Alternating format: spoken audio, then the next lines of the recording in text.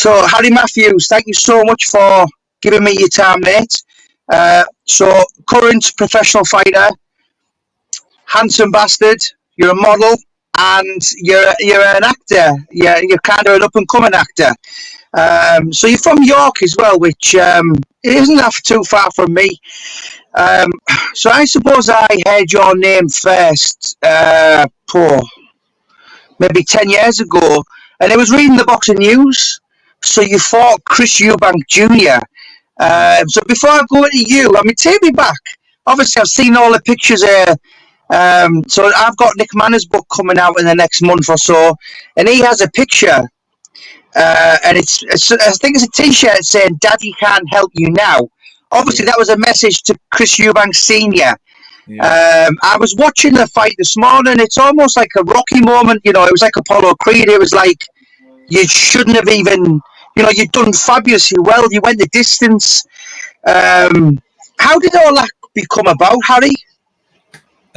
Well, you know, I was only saying to someone the other day. Actually, I said they asked me about the Eubank fight, and I said that was my Apollo Creed moment. You know, like where I heard him in an interview. Yeah, I'm going to knock him out in 3 rounds. You know, no problem, all that kind of stuff. And I heard it, my ears pricked up, and at the time I just thought, I'm seeing the final bell. No matter what, I thought if I see the final bell and I give a good account of myself, that's a win for me.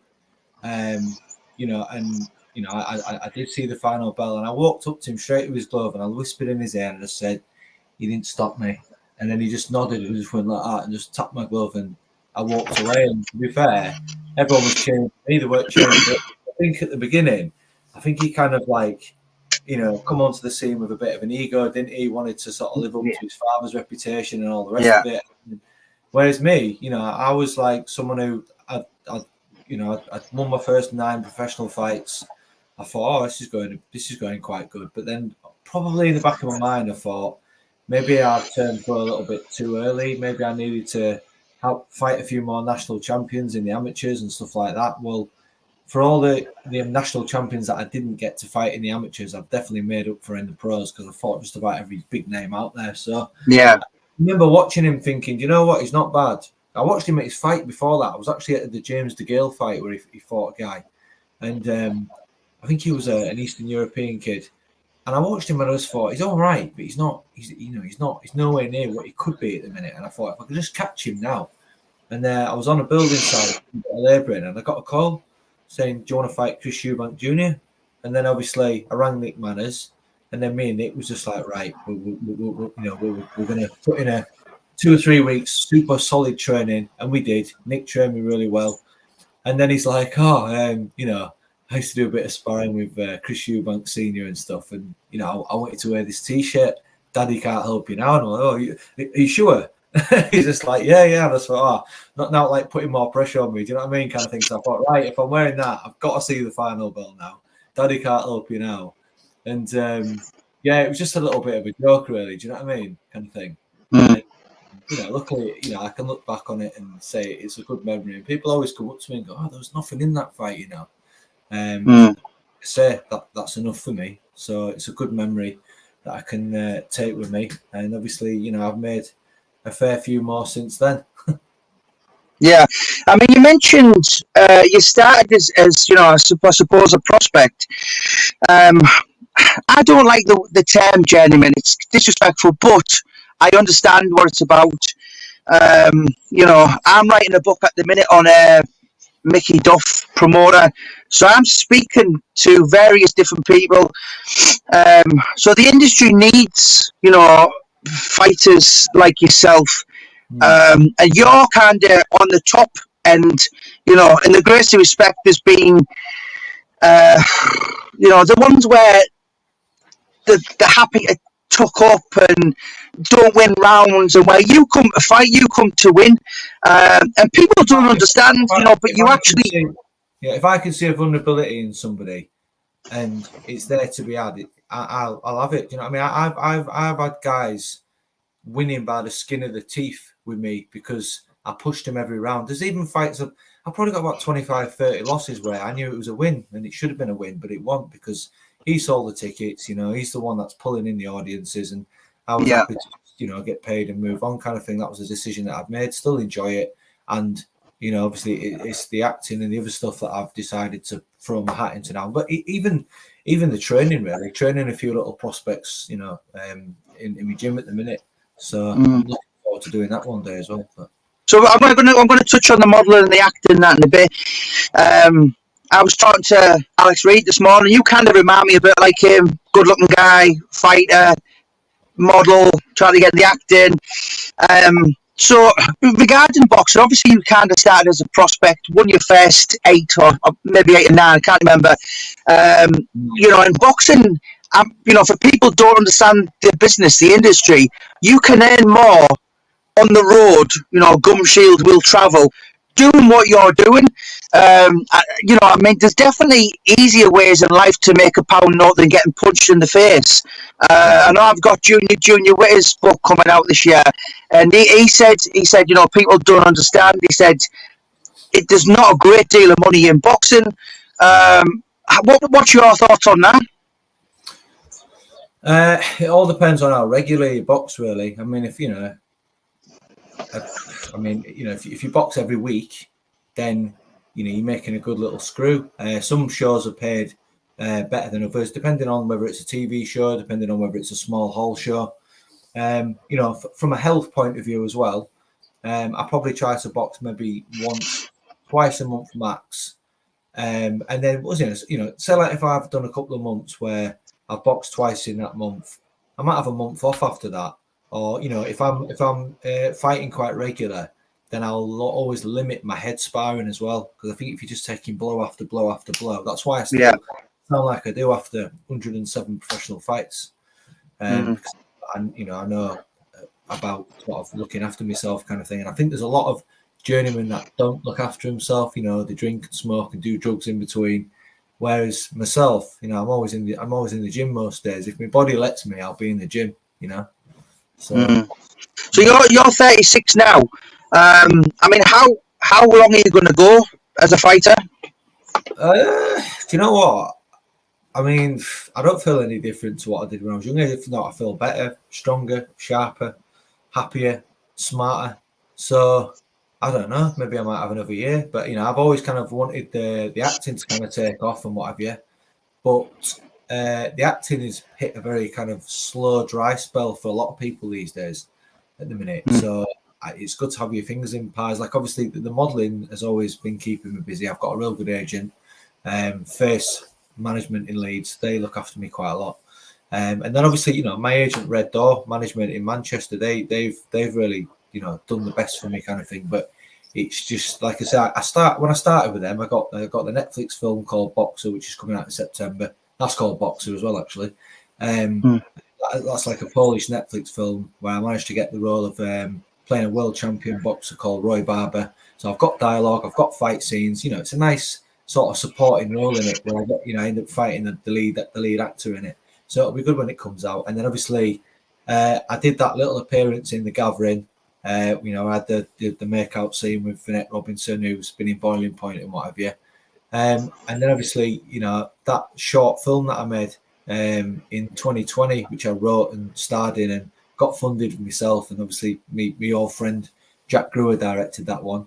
That won a couple of small awards, and then there was a couple of like low budget Amazon films, Murder Magnetic, Low Rollers, things like that. So I had quite a good start, and then it's just been this last couple of years that I've tried to really push for bigger roles where it's kind of been very hard.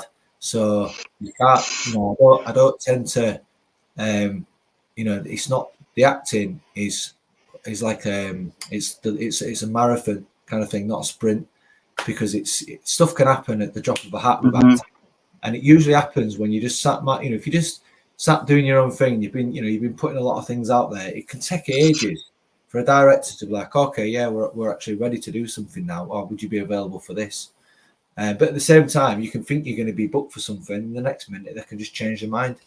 It can happen with the modelling as well. That's why, obviously, the personal training and the boxing kind of sorts me out for now. Even working on the doors now and again, to be honest. So, do what you got to do. So when you're working on the doors, do you mean in the York City Centre? Yeah. They reckon York is the second most haunted city in England after London. I like the wife loves York. I'm there quite a bit. It's very medieval. You know, it's like the home of Guy Fawkes and all this kind of stuff. York Dungeons. Sorry, before going to York, amateur. What did you do as an amateur? Did you have many bouts? So I started at All Saints Amateur Boxing Club from the age of 14. Had 3 fights for them. Still used to go down there quite a lot because there's loads of lads that I've known for years that started down there. There was a travelling lad, Danny Smith. There was a lad called Ben Fairburn. He was quite good. Luke Atkin, who's gone on to be a bare knuckle fighter. He's another character they should make a film about.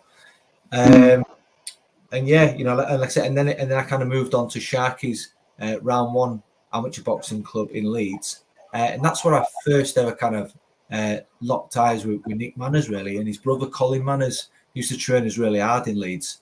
And then St Paul's, I had about 30 odd fights. So in answer to your question, I had 42 amateur fights and I won about 34. I won my last 8 amateur fights, won the multi-nations gold medal, all that kind of stuff. Wow. In Denmark. Didn't know that. It's really impressive. When you say St Paul's, you mean St Paul's and Hull? Yes. Right, that's got a fantastic gym, hasn't it? With Mike Bromby and Niall Armand. Yeah, I've been in that gym a few times. That's where they had all the championships. I don't know whether they still have it now. So you mentioned Nick Manners there. And obviously, I can't leave him out. Obviously, Glenn Banks, who's my manager, who's still my manager now. He's been my long-time friend and, you know, manager for, last 15 years kind of thing. So, yeah, he does a good job. So Nick Manners, that's a name I've really been familiar with for almost 10 years. Yeah. I kind of read the Paul Sykes book, walked into the documentary, met all the characters, and I just started researching. Long story short, most people know Paul Sykes did Sweet Agony. I did Unfinished Agony, Further Agony, Final Agony. Started to be a film. But Nick Manners was a name that came up on the forums. Now, I'd heard of his brother Colin from fighting Cornelius Carr from Middlesbrough a couple of years back. It's kind of where I grew up. And a lot of people were making reference to, Paul Sykes was flattened by Nick Manners and Nick knocked him cold at Ellen Road. So obviously I approached him. Long story short, I've got his 23rd book coming out. He's quite better to know, but he's very unique. Nick Manners, he's very different to people you meet. When I met him, I spoke to him in 2015, met him March 2016, and he stuck in my head. And I wasn't even sure whether it was good or for bad, but he stuck in my head. And, he's very different. How was Nick Manners when you kind of got to meet him? Because, as I said, he's very just different. Do you know what? He was doing something one day, and he was handing out his cards, precise, accurate training. Yeah. And I remember chatting to him for a while, and I remember just thinking, like, oh, an interesting guy. What a funny guy. What a likable guy. Like, just a kind of guy that you would want to be friends with as well. Do you know what I mean? And he seemed to know his stuff. So I was like, I'll try out. I'll go for a session with him. And that session turned into like 2 and a bit years. Do you know what I mean? Together. And yeah, Nick was one of them. You could be having your lowest day ever. You walk in that gym, mate. You walk out, you're on a high because Nick was just, non-stop laughter, good knowledge, just a good mentor as well. I keep telling them I'm going to come down and see you, mate, and all that kind of stuff. But life just gets in the way sometimes. If you're watching Nick, I love you, mate. Do you know what I mean? Always have, top guy. And I've always said to Nick, I'm like, why ain't you done any acting? Because he's a proper character, you know what I'm saying? So I just think he would. I think he'd be good. I think if he pushed himself in that direction, it'd be good. Oh man, do you know what I said to him? I mean, we've obviously had this book was. I did this 2 years ago, so obviously I've had a few legal issues. Osman Warren, wife had cancer. But just lots of, as I said, life kind of got in the way. But this book, it's 90,000 plus words, and it's up and down. He is one big scary black man as well. He's got hands like shovels. I'm telling you now. He's got the biggest hands I have ever seen. Demonstrate stuff, right? And he'd catch me, and I'd be like, "Oh, I don't want to get hit by one of them."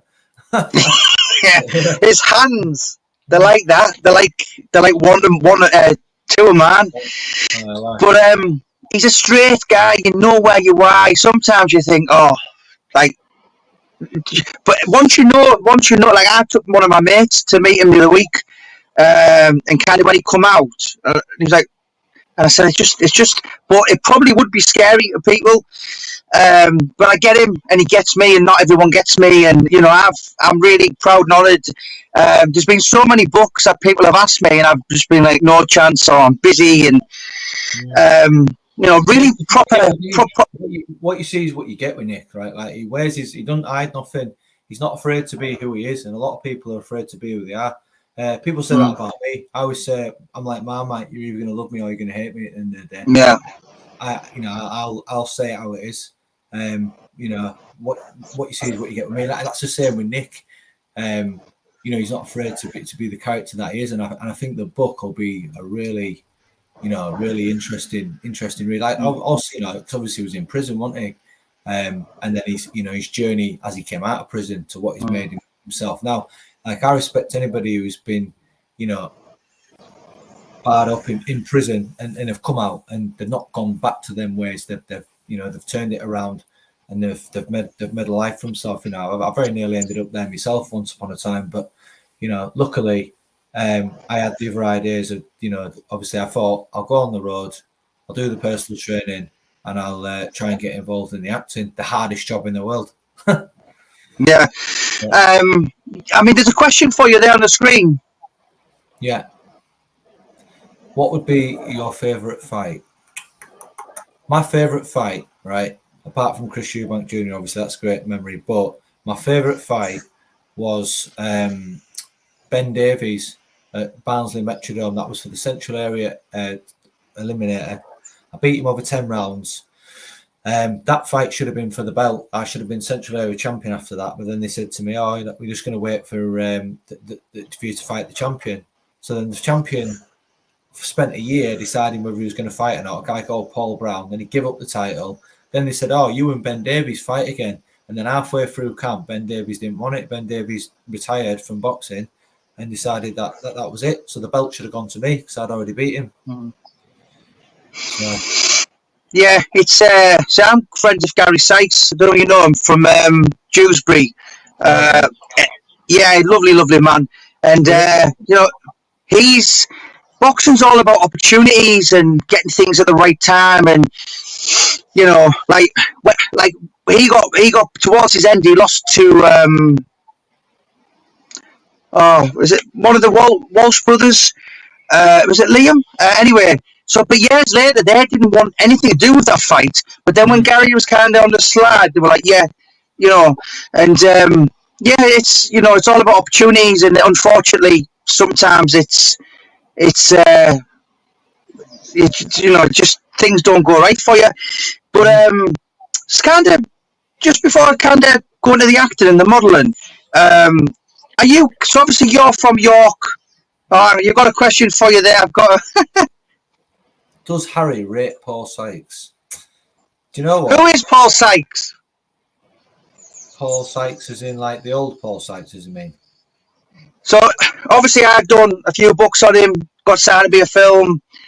Are you aware of that character? I know him, yeah. I think like he's a proper hard man, hard character. Like he's got a real sort of broad Barnsley accent. He's from Barnsley. Wakefield, right? Okay, well, way off. But yeah, What he's a character. I think he was. From what I've seen, he wasn't a bad boxer, was he? He was all right.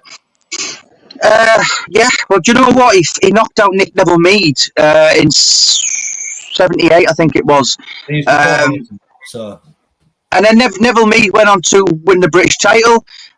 20 of his fights, 18 of them won by knockout. And obviously fought Gerald Gardner for the British and the Commonwealth, but he's obviously notorious now. Britain's kind of, I suppose he was Charles Bronson before it's he's all over the internet for talking about punching sharks in the ear. But when that film kind of happens, I know it's been a bit of a ball ache at the minute, Harry, but I will be meeting the director is a guy called Vaughan Civil. So I mean, I'm going to be an extra myself, but I'll be a technical advisor. Obviously, there's a lot of things like just the way the mannerisms, and there's certain people don't want to be involved, but it's happened. They've signed the rights, so they signed the rights in July 2017. It's been such a it's on the Western Edge Pictures website now, so people go, it's not going to happen. These things take time. The director told my publishing company in films, like, this is nothing. They've made the Joe Calzaghe film, Oscar Pistorius film. So yeah, it is going to be huge when it happens. And I've had a film idea, right, since 2022. 2021. After I made my film Boxer, the short film, I thought, right, I want to make a feature, and I got a couple of scripts wrote with some help off a couple of writers that I know. And honestly, it's been back and forth even now. And I put it down for a bit, and then I picked it up again, wrote something completely different, and then I took it to this quite high end writer. But this time with this high end writer director kind of thing, this requires a lot of money thrown into it, even just to get it developed. Do you know what I'm saying?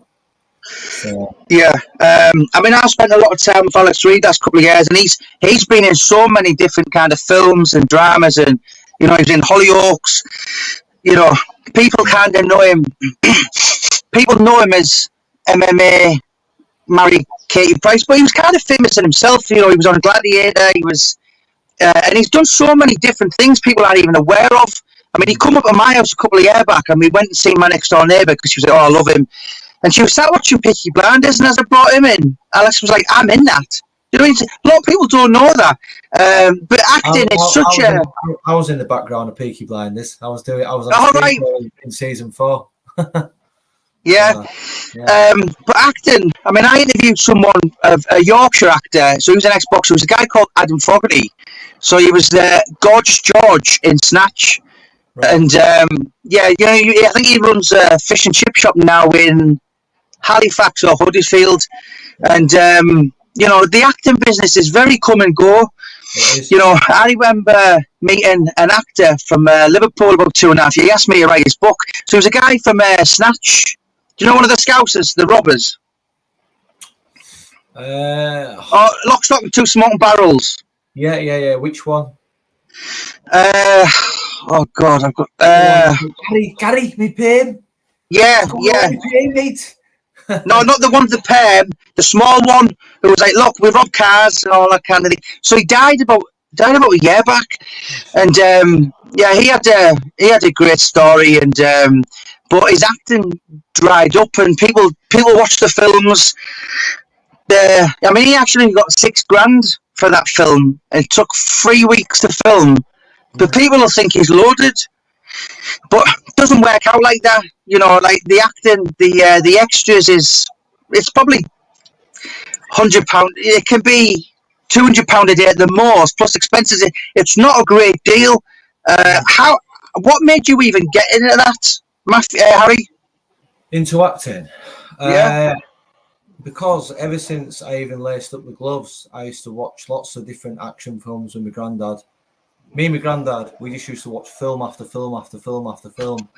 And I always said to myself, like, I'd love to be involved in the acting. I'd love to make films and see things, stories come to life kind of thing. And I think it's like, we've been an actor as well. It's like, it's the ultimate escape from the real world, isn't it? And just being able to create your own world. And at the same time, like, you're creating art, aren't you? And it's like, you're able to see your art on that screen. And once you see your own work, you just think, maybe I could have done that better, maybe I could have done this better. And you just want to keep getting better, and you kind of put it out there. And I don't know, it's kind of like it's the ultimate kind of job satisfaction, I would say. So yeah. I mean, and so what I'm right in saying you are kind of tailing down on the fighting, maybe a year or two or whatever, and then ultimately, what's your aim? Is it definitely the acting first and foremost? Yeah, but I have to have other things because honestly, like with being an actor, right? Your career is in someone else's hand. You know Yeah, what I mean? It only takes for a director or a producer or someone to go, yeah, maybe he's not right for that one. We'll just stick him, maybe use him another day, kind of thing. Then that's it. You might be screwed for 6 months. You got to do something else. So I am actually looking at doing the online PT because it's something I can do anywhere in the world, no matter where I am. I don't have to be on a gym floor, and I can do it quite quick. And it's personal training is something I've been doing for like over 10 years. I can do it with my eyes closed, kind of thing. And I do enjoy the job as well. Probably I'd like to train maybe 3 or 4 of my own pros. I want to keep my hat in boxing because obviously I think if I was to just completely disappear out of boxing, I'd lose my head because it's been such a big part of my life. I know so many good people, and I feel like those kind of people that are actually in professional boxing, them people they get you and they get how it is and they get how fighters think. And I think like if you're a fighter and you don't have that in your life anymore and you don't have other goals to chase, like that's when they turn to drink and drugs and do sort of yeah. So I have to always keep. I'm addicted to just anything that's going to make me successful at the end of the day. Like I'd say, like this last couple of years, it's really, a few things in my outside life. I've had, things thrown at me. Where I've just thought, fucking hell, like I'm getting tested here. But then I've just thought, you know what? God is testing me because God wants to make me strong because there's better things there for me. So, rather than, drown my sorrows and take drugs and do whatever and stuff, I just think to myself, like I always put myself into training. I always try to find myself the next goal. I mean, I think with the acting as well, you're always chasing the next project, so it never gets boring, and you're always challenged. And when you do finally get that, that job, it's like, it's great. It's a great feeling. Because obviously, when you do act and stuff, and you're doing it for proper acting industries, proper jobs, you're getting paid well. Whereas this is another thing about acting. There's a lot of people out there trying to make films that are trying to get actors to do work for nothing, for no pay, in promise of a bit of showreel material. Yeah. You can do that for so long, but once people know that they can get you for nothing and they don't have to pay you for your work, then they'll take advantage because there's a lot of people like that out there. So you got to when you're acting, you got to know your worth, even if it takes a long time. Know your worth, and the right people will come. So, and you're still relatively a young man. You're 36 now. I am, but I think to myself, I'm always like, bloody hell, I hope I've made it by the time I'm 46 and I don't look at it. That's another reason why I train all the time, because I want to be able to keep as much longevity as I can. Can I ask, what do you walk about as weight? I'm probably walking about 13.2, something like that. Right, and what are you fighting at these days? 12? 12, 13, yeah. Right. Yeah. How tall are you, Harry? 5'10". Right. Okay. I'm quite well built. I carry a lot of muscle, so I just feel like when I used to boil down to 12.4, 12.5, I'd get it and I'd stay it. Whereas now, when I get it, I can take a shot and I can carry on fighting, even if they're a bit bigger. I know they've boiled down to be where I am, whereas I haven't. I'm okay, and I eat sensible, I live right, and I don't believe in, especially at 36, I don't believe in taking lots of weight off, like on the day of a fight and things like that, because I just don't think it does you any good to get in the ring. You might as well go in there and be a bit smaller but still be strong, whereas the other guy is probably boiled down. You whack him and he's going to feel it a bit more because he's a bit dehydrated maybe. So yeah. So I'm going to ask you a couple of questions and I just want one name answers. Right, so who was the best you've ever fought?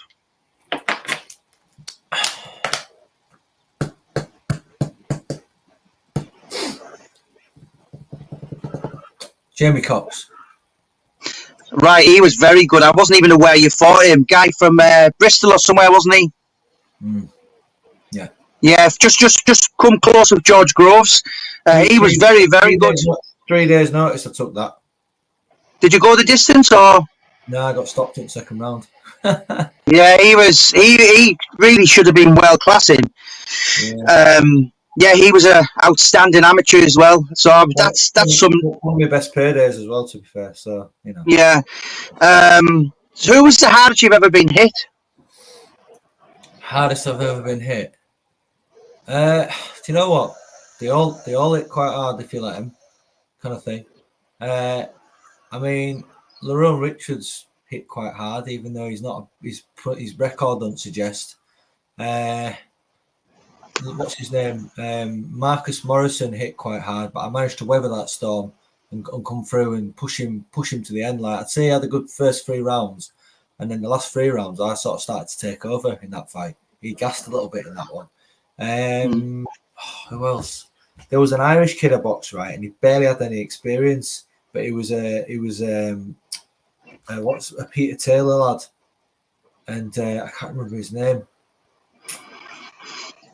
But yeah, he'd only had like 3-0, but he whacked me, mate. And I was like, fucking hell. And just, you know what? There's fights I've been hit, and they've just timed it right. Not the fact that they were a massively hard puncher, but they've timed it right. So yeah.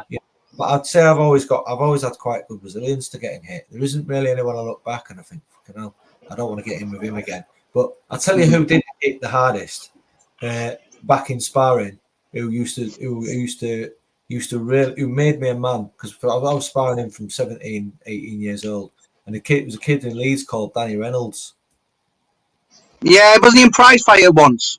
He was, and he was a Central Area champion, and he honestly just used to walk through guys. He was a Mark Bateson fighter, because I was a Mark Bateson fighter for a bit, and yeah, Danny Reynolds was something else. He used to punch you. He was a southpaw as well, and he had very, very heavy hands. So who's the best you've ever sparred? The best I've sparred? I tell you, it was a really handful, right? And he didn't get as much exposure as he should have done, right? It was a guy in London. I used to go to Finchley Boxing Club in London, and Derek Chisora. Yeah, that was Chisora's gym. Yeah, Chisora's gym at the time. Chisora just used to be walking about, just telling jokes, all this kind of stuff. I didn't get to know him that well, to be honest. There was actually AJ's gym as well, wasn't he? Yeah. I never saw him, but it was a guy called Yassin El-Matchi. Google him and watch one of his fights. Yeah, he won the prize fighter. He was a Moroccan guy, and he brought me down for sparring one time, right? He brought me down for 3 days, and the first day, so obviously the first day he met me and stuff. He had me like jumping over the bar, to get out, to get out at tube station and that. And we ended up having to leg it from a few people. I was like, what the this guy's mad. He said he was going to pay me travel and all sorts. He was like, oh no, just jump over, be all right, kind of thing. But that was before you had to like tap in things and stuff like that. Yeah. But yeah, but I sparred him. I did, first day I did all right, 6 rounds. It was tough, and then the second day he stepped it up, mate, and fuck me, battered me. And then the third day I was just like, do you know what? I'm not going back for the third day. I was getting like 50 quid a day as well. I was like, fuck that. I just thought. Yeah. So, yeah. Yeah. I mean, where did the modelling come in? Obviously, good-looking guy. I can see the rough, rugged looks. You're fit, but where did that come from? Just saying, wake up and go, right, I'm going to be a model today. Just fell into it, really. My mum pushed me into that, really. She just she knew a few, because my mum used to own a couple of gyms, you see. So she was to train loads of dancers and put on loads of classes for girls and that and boys. But and she used to I used to do a jiu-jitsu class there as well. I had a sensei there. He trained me to be a black belt in jiu-jitsu, actually. Really? Yeah, he trained me to that. It was called Tony Hughes, great guy. But anyway, wow.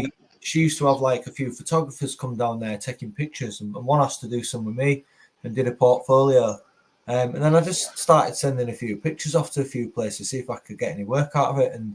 And luckily enough, a few photographers kind of used me, a few sports places, and then I sent it to Face Management, kind of thing, about 4 or 5 years ago.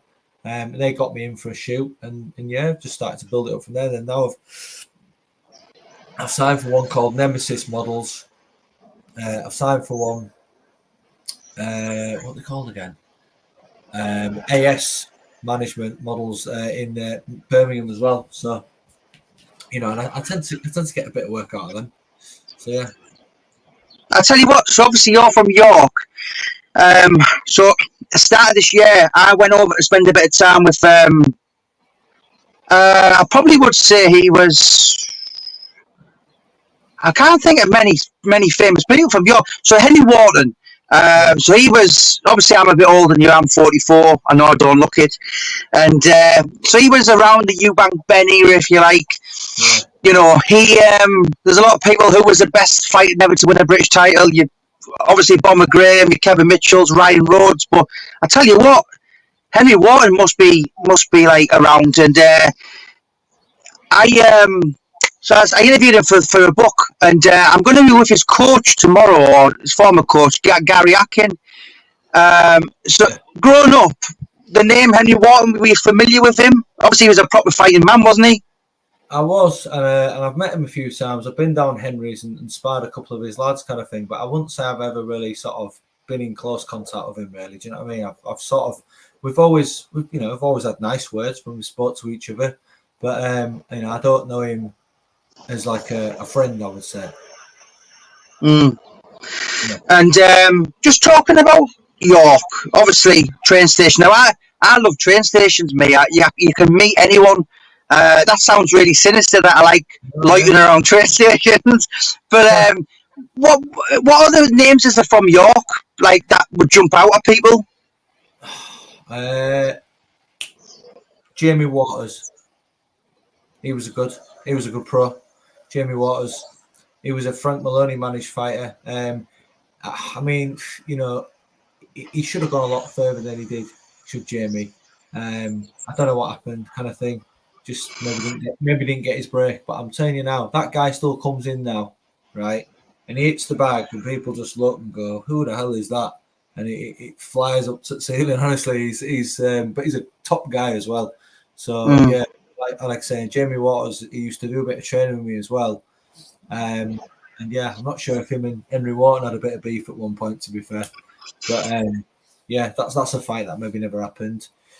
Who else? There was a guy who could have gone pro, who did all right as an amateur, called Danny Smith. He was a travelling lad. Obviously, Luke Atkin, he should have been a professional, but he decided to go down the bare knuckle fighting route, and I think he won a world title or two. Don't know what he's doing now, kind of thing, but he's I know is that something you'd ever consider? I mean, obviously I love football and I love boxing. Marcus of Queensberry rules. To watch two boxers outsmart each other, the movement, it's just like poetry in motion. But I draw the line at bare knuckle, and I remember asking Gary Sykes before, and he said I'm too handsome. Gary was, but I just, it's like, was all this kind of MMA stuff and that, would you consider doing stuff like that? Do you want my honest answer? Yeah. Absolutely fucking not. No. Right. I'm happy to put the gloves on, put the Vaseline on, have me fight, get me money, shake my hand, and piss off and have me kebab. Do you know what I mean?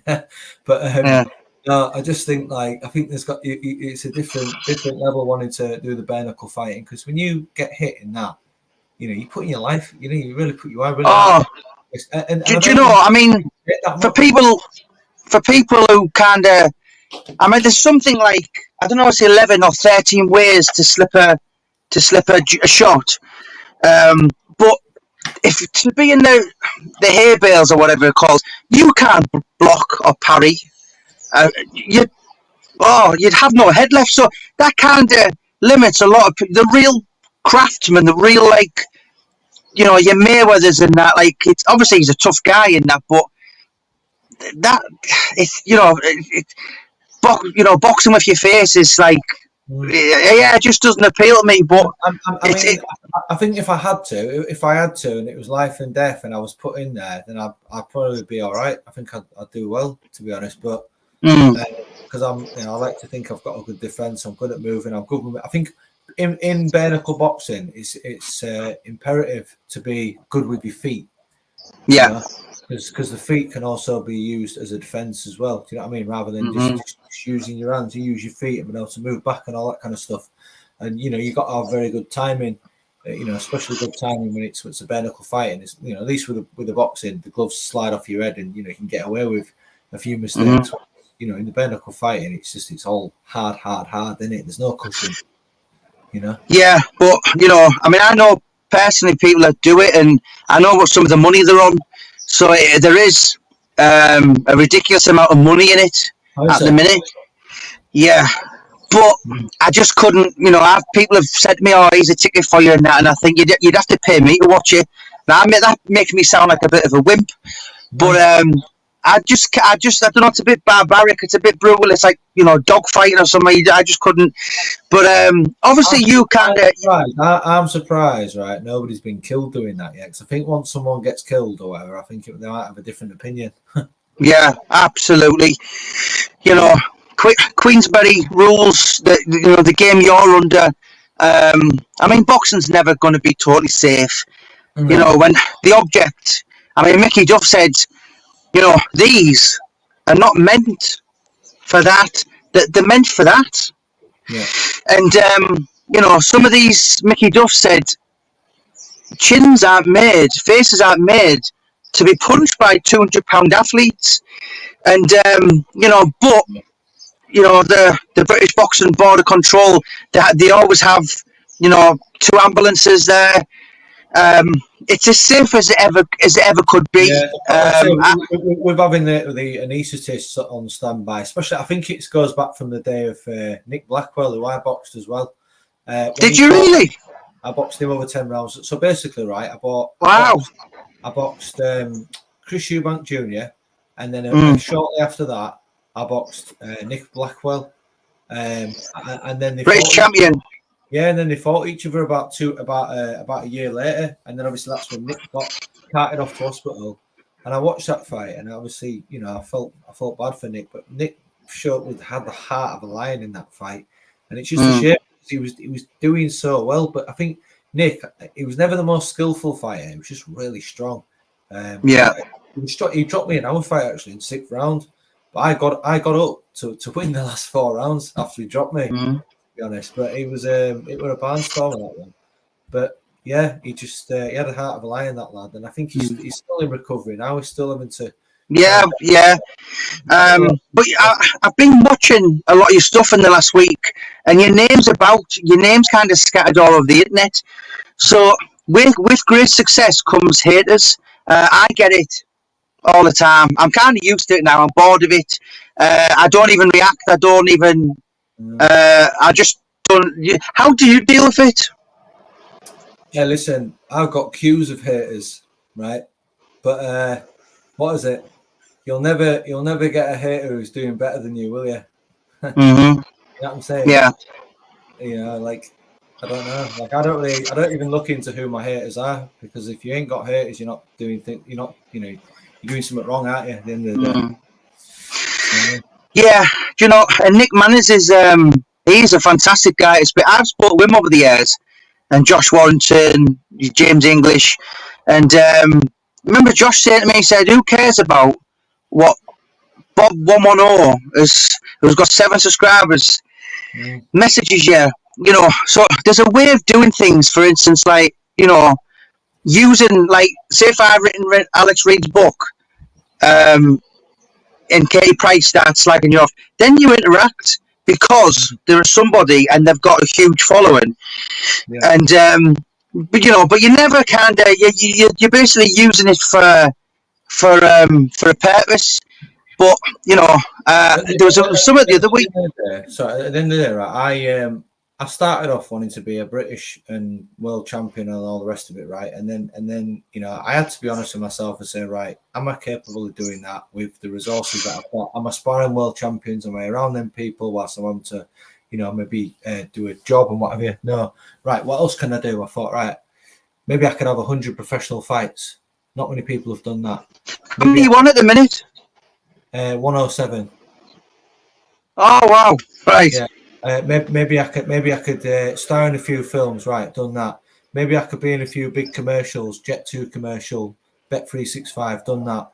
you know, even if I don't do anything again in my life, I can say, well, I've done more than what most people are going to do in it. So, Yeah.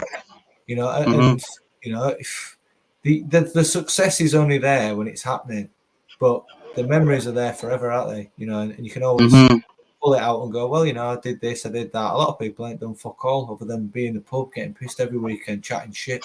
So yeah, do you know, and it's hard. I mean, it's not now, but it used to be. I mean, I had so I've been in the Middlesbrough paper something like 19 times in 4.5 years. So I had like the Losers Club, my writing stages one of the week, and the Sniffheads, and I was a loser like that once upon a time, and you know, they don't even like themselves.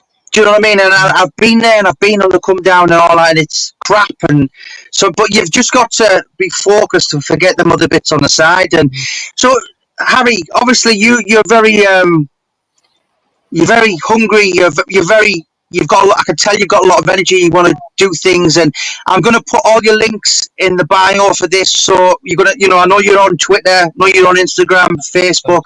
What have you got in your plans then for Harry Matthews? Obviously, you've probably got another year in the boxing.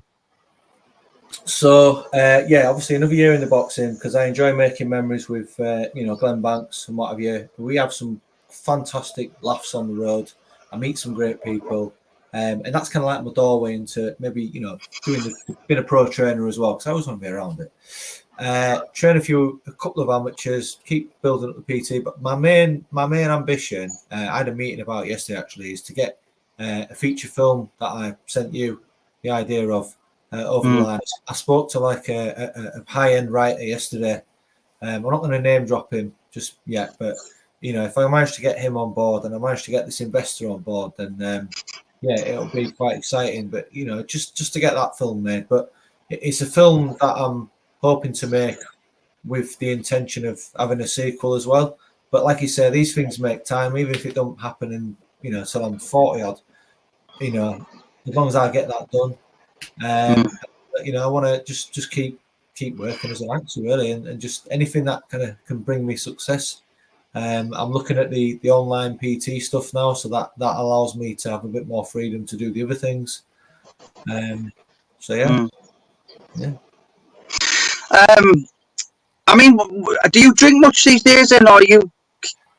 Oh, sorry, I left out another thing as well. I don't actually see my son at the minute, and you know, obviously hoping to maybe have you know, have more contact with him down the line.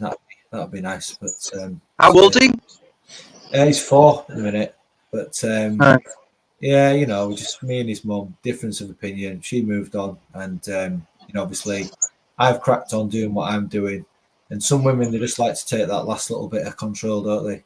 With your kid away. So I'm just doing what I'm doing for now, and you know, hopefully one day, you know, like I say, I always say to people, I'll put it out as much as I can.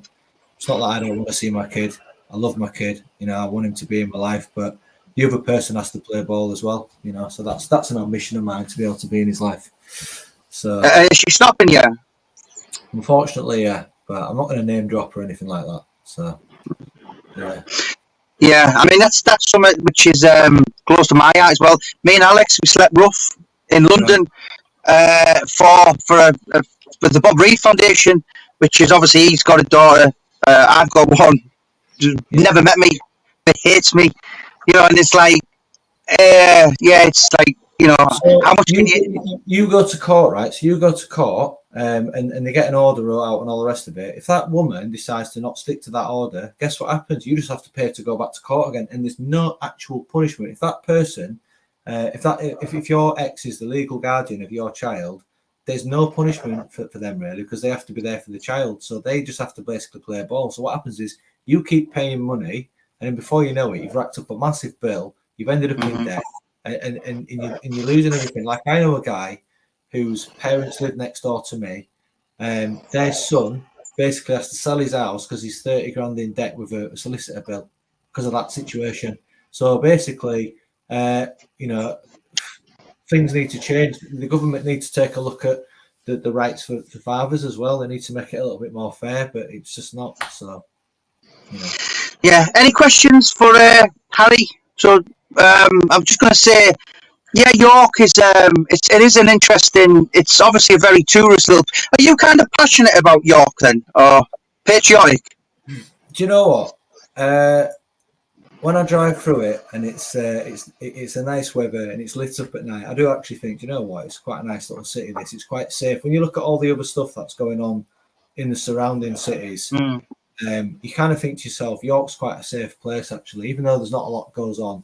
It's a very popular tourist city, and I was lucky enough as well to do a little small commercial in York Minster about a month ago.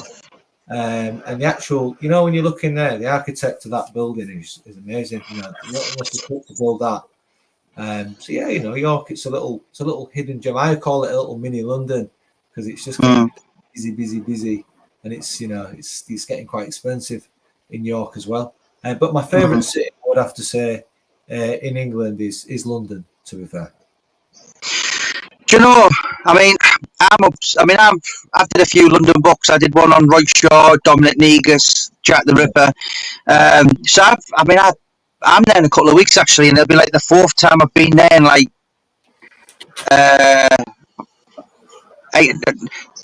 10 months. But I couldn't live there. So as interesting as I find it, and so because I'm a bit of a geek, you know, history and all this kind of thing. I am glad to kind of get back. You know, you've probably got very familiar with it. Obviously, the home of boxing is not the Madison Square Garden; it's the York Hall in Bethnal Green. I mean, have you fought there many times, Barry? In Bethnal Green.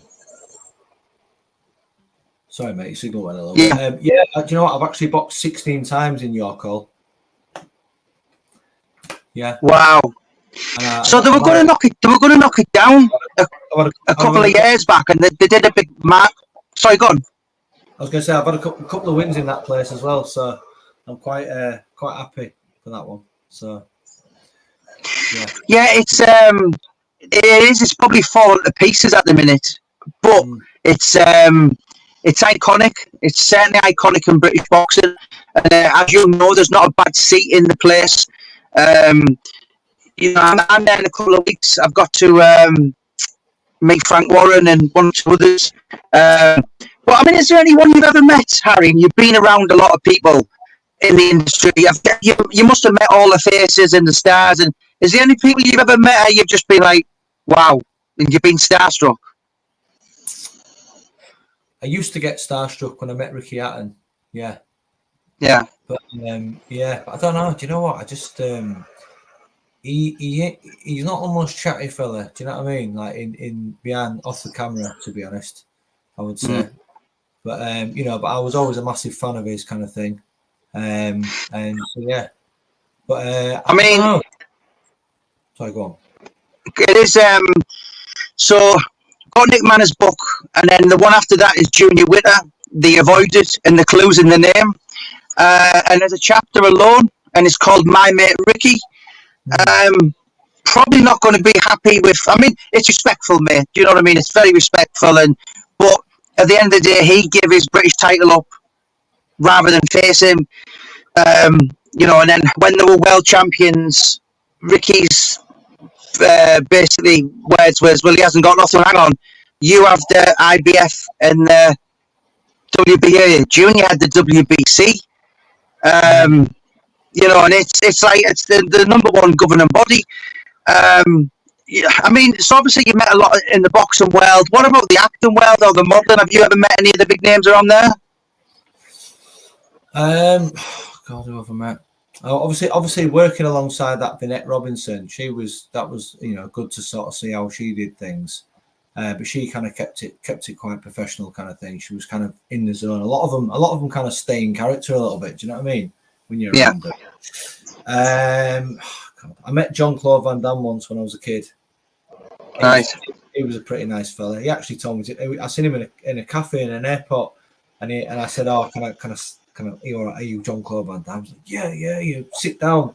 And I sat down. I chatted to him for about 10 minutes. He was just showing me what he'd been up to in Manchester, and he actually told me he'd been to see Ricky Hatton actually. Right. Yeah. You know, Ricky Hatton he's an icon. You know, Henry Cooper was loved. Frank Bruno was adored, and it was almost like Ricky Hatton was like, old man pint, and he just, and what I'll do, Harry, when Junior's book's out later on the year, I'll give you a copy, and so Junior Witter, British, Commonwealth, European, Intercontinental, World, so he is in the same division as he had to play. So he's like the legend of all legend, the golden boy. Everyone played second fiddle to Hatton, and I'm talking about Joe Calzaghe and David Hay when Sky, 15 years ago, or whatever. And so Junior had to go out and the WWF wrestlers, he had to put a mask on and he had to pretend and kind of be a bit of a dick to try and get. From what I remember, Junior Witter is quite a down to earth guy. He's a lovely man, absolute lovely guy. Nothing like. And I'll tell you who else. Is a really down to earth guy as well. I think he was from the same stable. I'm not sure, but Ryan Rhodes, he's a promoter now as well. Ryan Rhodes is a great lad. There's actually, to be honest with you, right, there's a kid who's been helping spar one of my young lads who's been coming in my gym at the minute, and he's like a young Ryan Rhodes. I always tell him he needs to look at who Ryan Rhodes is. He's a kid called Harris. But he just, when someone's got that attitude and character kind of thing, and he's a bit like him kind of thing. But yeah, Ryan was a nice lad. Where's your gym, Harry? It's in York, TSM. So are you actually the guy? Is it an amateur gym or amateur and pro? Yeah.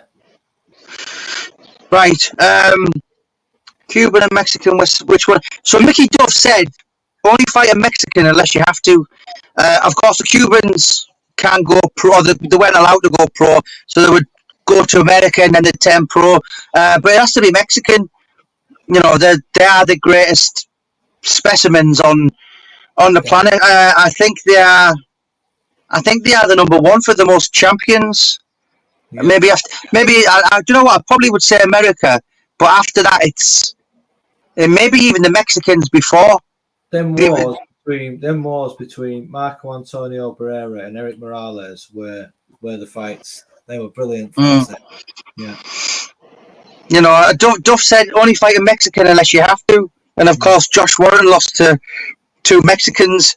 They're just the breed of tough. They're the fight literally for everything. What was I going back to say there? I mean, was there anything you want? So your gym then kind of thing. So what? I'd like to come in a couple of weeks and maybe do a bit of filming around it and promote it a little bit. Well, what's it about then? How many have you got in your gym? So basically, I share the rent with another guy, Steve Melton. It's Steve Melton is the guy whose sort of name is on it. So TSM is Team Steve Melton, and then I just I left one at big commercial gyms, came in there, as I do my PTs in there, train a couple of fighters, and he kind of does his class. You know what I mean? So we kind of more or less share the gym. And then there's Billy Wilson who's got that Arlo Stevens in there, who he trains in kind of thing. So it's a good place for now. Do you know what I mean? So it's quite it's a well decorated gym. It's been done out, and it's nice. It's nice and presentable kind of thing. It looks good on any kind of boxing documentary or anything like that. Always good place to film, to be honest. So you'll see if you can. Yeah, do you know the old style gyms? I mean, I've been in the Repton so many times, but it's kept. And it's not a boxing gym. Take that, filmed videos in there. Lock, Stock and Two Smoking Barrels filmed in there. The Gentleman. Sorry? The Gentleman was filmed in there as well, wasn't it? Some of those stuff. Was it? So, I know the chairman, Davey Robinson, and he's been a chairman for, I think it's maybe 50 years now.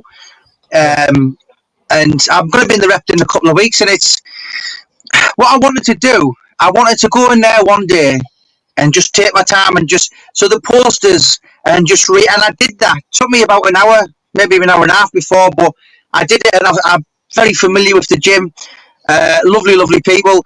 but you need that kind of sweatbox, a filthy old dirty gym. Do you know what I mean? Rather than the kind of the new modern ones. Yeah. Yeah, like I say, it's had many champions come and go out of that gym, haven't they? And it's always had a lot of character. Is it who's the pro trainer down there? What's his name again?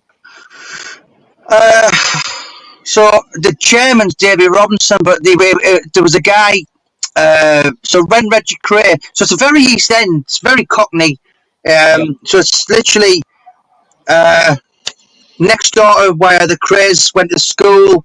The Crays church, where they were buried, where they lived, round the corner from Brick Lane. So it's as Cockney as you come. Tony Burns, he was known as the special one, died a couple of years back.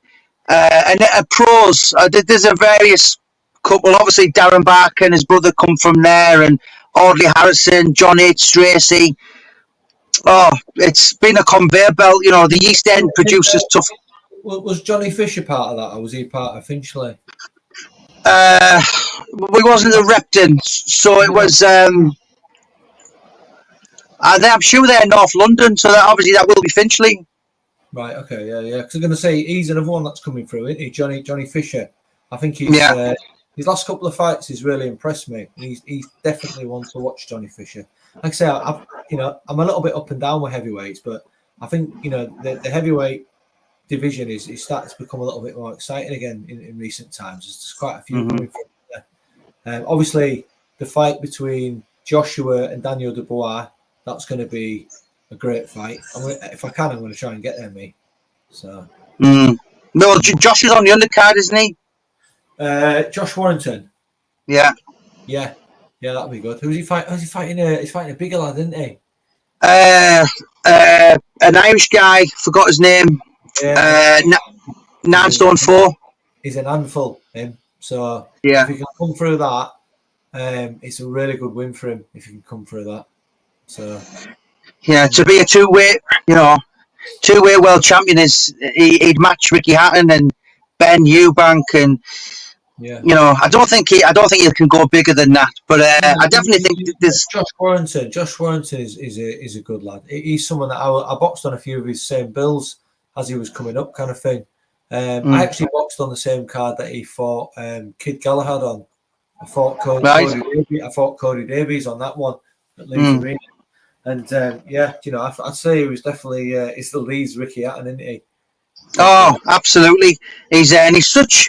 There's probably 2 fighters I've met, high level, I suppose, and they're actually nicer than what I thought they were. And that's Josh Warrington and Ricky Burns. Yeah. Oh yeah, he's a nice guy as well. I've met him a few times. Yeah, but Josh, I've known him since 2011. Lovely guy. Kind of before he was well known, if you like, but he's really down to earth. But is there anything you kind of wanted to talk about? Because obviously, anyone watching this, I'm going to share it on all the pages later. Anyone who wants to get in touch with Harry, his Instagram, his Twitter, his Facebook. I'm not sure you got a YouTube channel, have you? Not quite yet. I've got a couple of. So I'm going to put all the links in the bio. Click on that. Harry, very approachable guy. So what's the plan for you now then? What's where it's August now, so we're all getting old, and I see some of the crap on here, and I think we're only here for a couple of short decades, and he's an on Caesar grass Caesar. It's like I would never waste my time doing that, and so that my plan is to just. I did want to do 100 books at once. I'm definitely going to do 30. As I said, I've released 22. I've got 23, 24, 25, 26 finished. Writing 27 now, which is Mickey Duff. Number 28 is Brian Clough.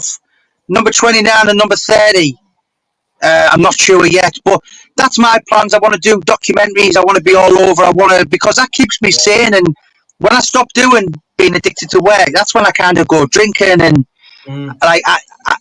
hanging around with Jamie Boyle is a bad influence on me. So I need to stay active. And that's why I'm so, I released 19 books in 4 years to the day, where I haven't had a book out for 22 months. Obviously, there's a reason behind that for all this big legal case going on, which is it's going to end up in court and all that, and injunctions, and which I'm not going to even go there. You know, people will be aware of it this year. But what's your plan? Well, like I said before, mate, just, you know, get the PT moving still, get the feature film thing moving, and just, yeah, watch your space. Like I say, in my world, mate, anything can happen like that. So stay on it. That's what I'll be doing. But, yeah, and obviously your phone is permanently open for fights. Yeah, it is at the minute. Yeah. Jay, is it quite exciting when you get a call and you go, right, so and so, X amount of money? You know, does that just make you want to go out and do the road work, and you think, hang on a minute, I've got a few more paydays left? Yeah, I mean, I would go out and do the road work anyway, because I always think to myself, like, I've worked hard to be in shape, so I don't really want to, like I say, you know, I don't just like to be in shape for boxing. I like to be in shape for my mental health as well, and it also makes me more productive, you know, mentally and physically, really. So, yeah. Yeah, and the acting and the modelling, that's going to go side by side. You know, Alex has done pretty well in it. Gary Stretch, so you know him, I think he's from, so he was a model and boxing, and you know, you're kind of coming in, I suppose, at your Clooney years, if you like. I don't know whether you've gone a little bit grey yet. No, I'm good. I'm good so far. But no, probably probably the next 10 years are probably going to be, you know, a telling time, because obviously, you know, even if I'm 46 in 10 years' time, I think if I still, you know, work hard in the gym and that, I don't think I'll look much different, to be honest. So that's the plan anyway. Yeah. Do you know what? It's been an absolute pleasure. Can I just say, keep fighting for your boy. I wish, you know, hindsight's a wonderful thing, isn't it? I kind of give up. I peacefully surrendered after 8 years bombarding man with letters and Christmas, and I just thought I'll have my say one day, and then, you know, all of a sudden she's 21. You know what's a shame? Do you know what's a shame? It's a shame that you have to wait till they get older so that you can actually explain your side of the story. But sometimes it can be too late, and it's like it's not. Well, it is too late for man. I mean, Alex Reid. So we're kind of. So Alex has got a daughter too, a very well-known person, and as I said, I gave up when man was 8 after bombarding her, and you know, sending her things 6-7 times a year. I was sending things Halloween, New Year, St. Patrick, any excuse to just, and I thought, you know what, I'll have my, and then obviously man's kind of come, and then she hates me, and she's multiplied as well, so I've lost out on a grandchild, but you know, and life's horrible. It's So you know what, I'd probably have had my time again. I probably wouldn't. I gave up for my mental health, and I thought, well, one day I'll be all right. But do you know what, mate? It's never too late to start again. Some situations are maybe just not meant to be. So there's nothing stopping you from starting again with someone else and having what you want to have. You know. Yeah, I mean, I'm married, you know, but I don't know. It's just maybe life. Yeah, I've kind of accepted it now. But do you know what, mate? It's something I'd like to really sit down and chat with you about. And I don't even really drink these days, so I'll sit down with you. I'll have a pint of Pepsi and some peanuts. And do you know what? Next couple of weeks, mate, give us a bell and I'll pop through, do some filming in your gym. But I'll give you the last word. Harry, it's been an absolute pleasure. Thank you so much for coming on. As I said, I'm going to put all the links in the bio. Anyone wants to get in touch with Harry for anything regarding anything, give him a message. I've been talking to him a couple of weeks. He's very approachable, very friendly. Last word is to you, sir. Thanks for having me on the show. It's been an honour to talk to you. Like I say, I don't usually like to share too many personal things. And yeah, well, like I say, there's probably a few things we can talk about off the record. But yeah. Absolute pleasure, sir. Thank you so much. Well, I'm going to go and do some typing, and I'm in Wetherby tomorrow, actually, with Henry Wharton's coach. So he was obviously, you know, but I'll put it on the channel. Obviously, I want to interview him for Mickey Duff, but I am going to get round to doing another one with Henry. I've interviewed him before for the book, but I want one for this channel. But there's a few more coming on next couple of weeks as well. So, Harry, thank you so much for your time, sir. Have a great day. No problem on you, buddy. Cheers. Thank you, everyone, for watching. God bless. Thank you, mate. Bye bye.